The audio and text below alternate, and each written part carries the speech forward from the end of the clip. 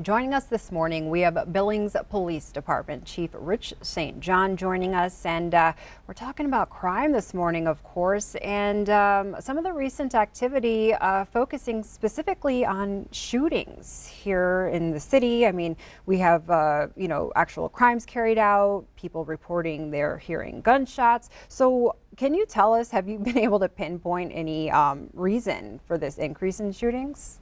Well, good morning, Victoria. Thanks for having me on. Certainly I think, the pandemic really has had effect on the justice system from top to bottom and has affected what we're seeing on the street.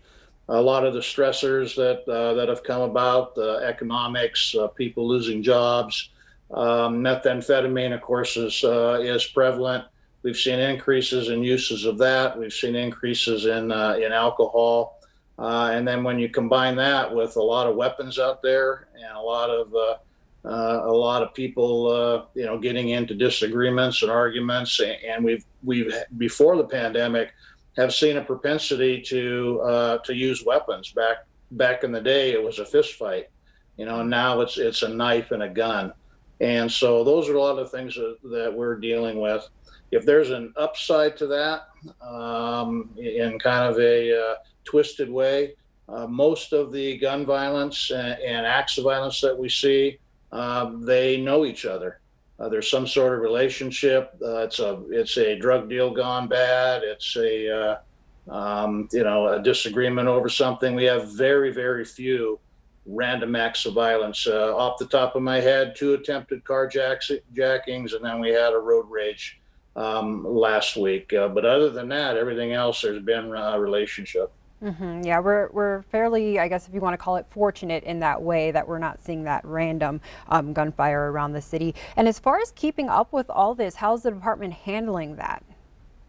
Yeah, very, very difficult. The credit to the men and women of the department. They answer the bell every single time.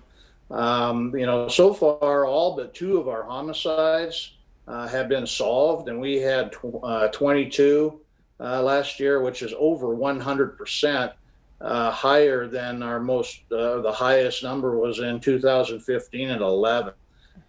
So the work that's being done by the men and women front end has just been outstanding in bringing closure. But it does stress the resources, because even though you have a big incident at a particular location, that doesn't mean the calls stop coming in. And so we've been very, very flexible, very resilient on that. Been very helpful. City administration and city council has been good about making sure that we stay as close to being fully staffed as possible. So we have a rolling hiring process, so we don't have the big lag in time to get somebody on board. But still, ebb and flow. We got retirements. We got some people that, going on to do other things. So being fully staffed is kind of a unicorn for us, because we'll see it for a day or two and then somebody moves on. But we're in much, much better shape than we have been in many years past.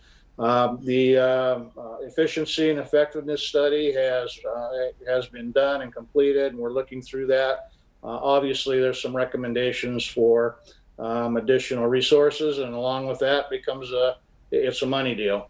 And so depending on what that looks like, what the city council wants to do, we may be back revisiting a safety levy to increase those resources.